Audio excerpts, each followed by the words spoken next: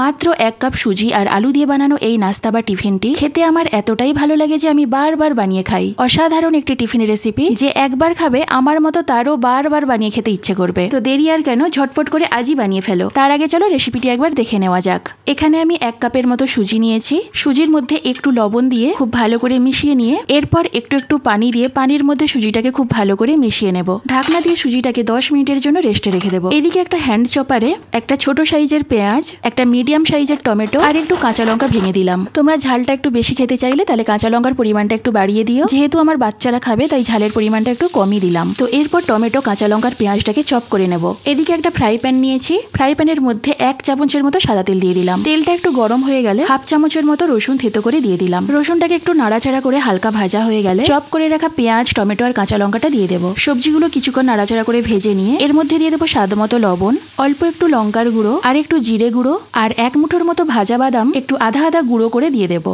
নাড়াচাড়া করে মশলাটা কিছুক্ষণ কষানো হয়ে গেল আগে থেকে একটা আলু সেদ্ধ করে ম্যাশ করে রেখেছিলাম। আলুটা এর মধ্যে দিয়ে মশলার সাথে খুব ভালো করে মিশিয়ে নেব।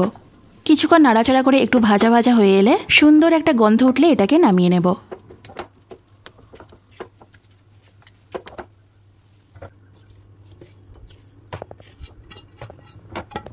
তো এদিকে দেখো 10 মিনিট পর সুজিটা অনেকটাই ফুলে উঠেছে। তো এটাকে একটু পাতলা করার জন্য আরও একটু পানি দিয়ে দেবো। এরপর এই সুজিটাকে মিক্সির মধ্যে দিয়ে 2 থেকে 3 বার ঘুরিয়ে নেব। মানে মিহি করে বাটার দরকার নেই, একটু দানা দানা থাকলেই এটা ভালো হয়। তো দেখতেই পাচ্ছ এটা আমি এইভাবে বেটে নিয়েছি। এরপর একটা ফ্রাই প্যানে একটু তেল ব্রাশ করে নিলাম। গ্যাসের ফ্লেমটাকে মিডিয়াম টু লোতে রেখে 1 হাতা সুজির ব্যাটার নিয়ে এইভাবে হাতাটা দিয়ে একটু গোল করে ঘুরিয়ে ঘুরিয়ে ধোসা ঠিক যেভাবে বানাই ওইভাবে বানিয়ে নেব। ঢাকনা দিয়ে 1 থেকে 2 মিনিট অপেক্ষা করব। তো 2 মিনিট পর ঢাকনাটা খুলে দেখলাম ওপরটা একদম শুকিয়ে গেছে। এরপর আলুর যে পুরটা বানিয়ে রেখেছিলাম ওই পুরের একটু নিয়ে রুটির এক সাইডে চ্যাপটা করে দিয়ে দেব। এরপর এটাকে ভাঁজ করে নিয়ে 2 দিক উল্টে পাল্টে একটু লাল করে ভেজে নিয়েই তুলে নেব। এইভাবে আমি সব নাস্তাগুলো বানিয়ে নেব। এরকম আরও অনেক টিফিন বা নাস্তা রেসিপি আমি আমার চ্যানেলে আপলোড করেছি। প্রত্যেকটি রেসিপি যদি দেখতে চাও আর প্রতিনিয়ত যদি দেখতে চাও, যদি তোমরা ইউটিউব থেকে দেখে থাকো তাহলে delicious Bong dish by Salma নামের আমার এই ইউটিউব চ্যানেলটিকে সাবস্ক্রাইব করো। যদি তোমরা ফেসবুক পেজ থেকে দেখে থাকো তাহলে আমার ফেসবুক পেজটিকে ফলো করো। এই একই নামে আমার ইউটিউব চ্যানেলও রয়েছে আর ফেসবুক পেজও রয়েছে। প্রতিদিনই আমি চেষ্টা করে থাকি তোমাদের নতুন কিছু দেওয়ার, নতুন রেসিপি, নতুন আইটেম বা নতুন পদ্ধতি। তো সে যাই হোক, দেখো এদিকে আমার কয়েকটা টিফিন বানানো হয়ে গেছে। আজকের এই রেসিপিটি বানাতে কিন্তু খুব বেশি সময় লাগে না।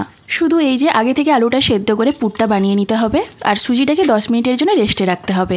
এরপর কিন্তু খুব বেশি সময় লাগে না। যেমনি স্বাস্থ্যকর তেমনি সুস্বাদু, এক কথায় দুর্দান্ত একটি টিফিন রেসিপি। এটা খেতে যে কতটা মজার নিজে বানিয়ে খেলে তবেই বুঝতে পারবে। তো দেখো আমার সব নাস্তাগুলো বানানো হয়ে গেছে। এগুলো দেখতেও যেমন লোভনীয়, খেতেও তেমনি দুর্দান্ত লাগে। একটা আমি ভেঙে দেখাচ্ছি, দেখো, দেখলেই খেতে ইচ্ছে করবে। একটা কামড়ে কি যে শান্তি, কি বলবো। ওপরে একদম নরম তুলতুলে আর ভেতরে ঝালঝাল আলুর পুরের বাদামগুলো দাঁতে পড়ছে, তার জন্য খেতে যেন আরও বেশি ভালো লাগছে। বাড়িতে একবার হলেও এইভাবে বানিয়ে খেয়ে দেখো। বললাম তো তোমরা ডেলিসিয়াস বং ডিশ বাই সালমার ফ্যান হয়ে যাবে। তো আজ এই পর্যন্ত, দেখাবে পরবর্তী কোনো রেসিপি নিয়ে।